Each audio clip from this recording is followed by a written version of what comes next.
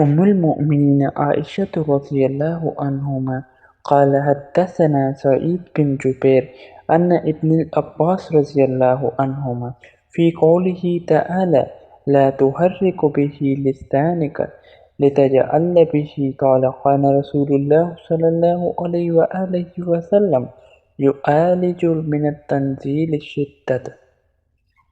وكان مما يحرك شفتيه فقال ابن العباس رضي الله عنهما فأنا أحرقهما كما كان رسول الله صلى الله عليه وسلم يحركهما. وقال سعيد أنا أحرقهما كما رأيت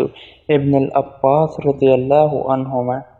يحركهما فحرك شفتيه فأنزل الله تعالى لا تحرك به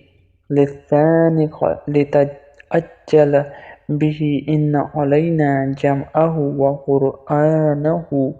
قال جمعه لك صدرك وتقرأه فإذا قرآنه فاتبع قرآنه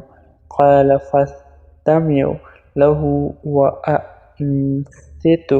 ثم إن علينا بيانه ثم إن علينا أن تقرأه. فقال رسول الله صلى الله عليه وآله وسلم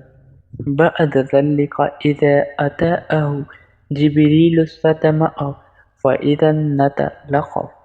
جبريل قرأه النبي صلى الله عليه وآله وسلم